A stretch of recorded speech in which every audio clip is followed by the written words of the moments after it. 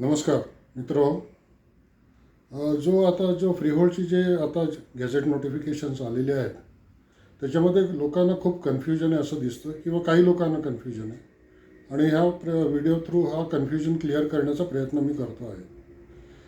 मुख्य म्हणजे आपले दोन नोटिफिकेशन्स आहेत, एक 8/3/19चा म्हणजे 19 मार्च 8 तारखेला निघालेला आणि दुसरा जो निघाला तो 16 मार्च 2024चा.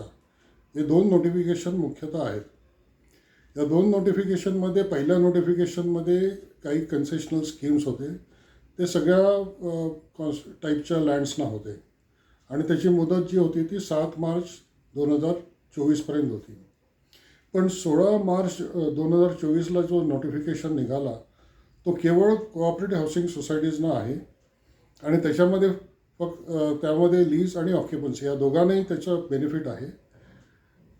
सुरुवातीला त्यांनी लीजला ते कॉरिजंडममधनं लीजला वगळण्यात आलं आणि परत टाकण्यात आलं आणि मग ते टाकल्यानंतर परत काही कन्फ्युजन आले की जे ओरिजिनल अलॉटीज कोऑपरेटिव्ह सोसायटीज नसतील त्यांना वगळण्यात आलं. मग त्यांना पण ही फॅसिलिटी मिळते आहे. तर आता सगळ्या कोऑपरेटिव्ह सोसायटीजना एक फॅसिलिटी आहे की 5% तुम्ही फ्रीहोल्ड करू शकता, पण तुम्हाला स्वयं पुनर्विकास करायचा आणि तुम्हाला 25% अतिरिक्त जागा ही प्रधानमंत्री आवास योजनेला त्यांच्या रेटमध्ये द्यायचं आहे. जी दुसरी स्कीम आहे ती 10%ने, ज्याच्यामध्ये आपल्याला जास्ती इंटरेस्ट आहे कारण त्यामध्ये काही कंडिशन्स नाही आहेत.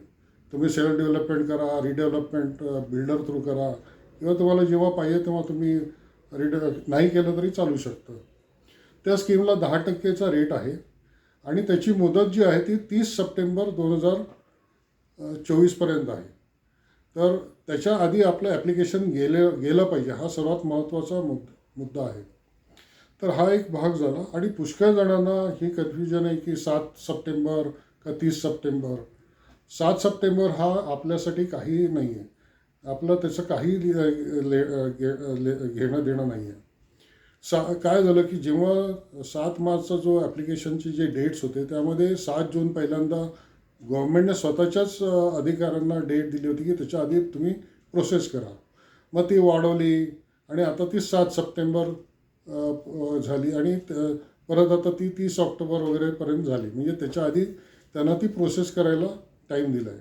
हे 7 मार्चपासून जो ॲप्लिकेशन जे केलेलं आहे आधी आणि ते सगळ्या टाईपच्या लँड्सना आहे ते अजून 30 ऑक्टोबरपर्यंत त्यांचं अजून प्रोसेसिंगला त्यांना वेळ दिला आहे. त्यामुळे ते अजून वेळ लागेल त्यांना, कारण इलेक्शन्स आहेत आणि पुष्कळ गोष्टी आहेत आणि शासनाच्या कामात थोडंफार दिरंगाई होते ते आपल्याला माहिती आहे. पण एक महत्त्वाची बाब आहे की पुष्कळ जणांना ही जी फ्रीहोल्ड होण्याची जी प्रोसेस आहे, ज्याला कब्जे हक्क वर्ग 1 म्हणतो, ह्याच्याबद्दल माहीतच नाही आहे.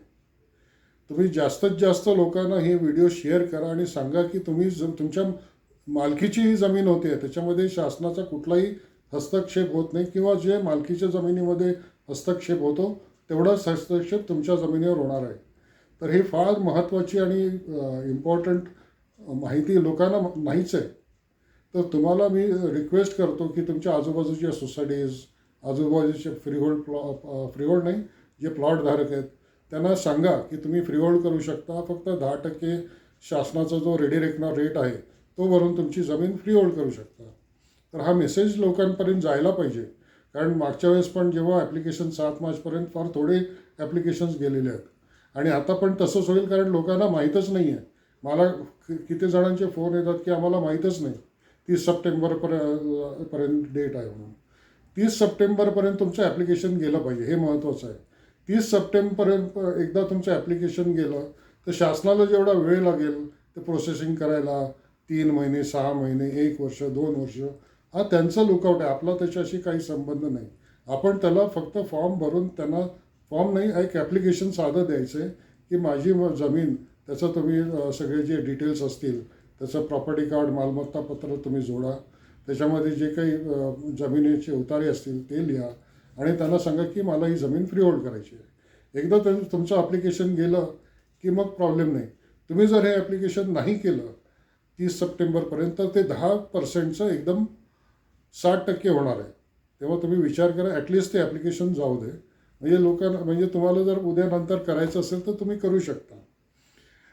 तिसरी गोष्ट म्हणजे आपला प्रयत्न हा राहील की तो जो टाईम आहे 30 सप्टेंबरचा जो टाईम आहे तो अजून वाढवून तीन वर्षांनी किंवा 5 वर्षांनी वाढवून मिळावा. पण सध्याची जी पॉलिटिकल परिस्थिती आहे म्हणजे मला काही जणांनी सांगितलं पॉलिटिकल लिडर्सने की हे करणार, पण शासनामध्ये काहीतरी एक अनास्था आहे किंवा काय म्हणजे जे इलेक्शन झाले त्याच्यामुळे पण काही प्रॉब्लेम्स आहेत. पण आपण हा चान्स घेऊ नये की ते 3 वर्षाने वाढेल किंवा काय.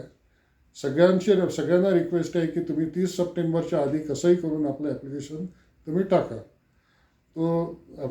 नंतर ते घ्यायचं की नाही हा तुमच्यावरती आहे, तुमचा लुकआउट आहे. तुम्ही ते घेणं न घेणं हा तुमचा लुकआउट आहे. पण ॲटलिस्ट ॲप्लिकेशन जाऊ दे. आणि हा लास्ट डेटचा कन्फ्युजन जो आहे तो अजून एक आहे की तुम्ही 30 सप्टेंबरपर्यंत तुम्हाला पेमेंट रेडी करायला पाहिजे.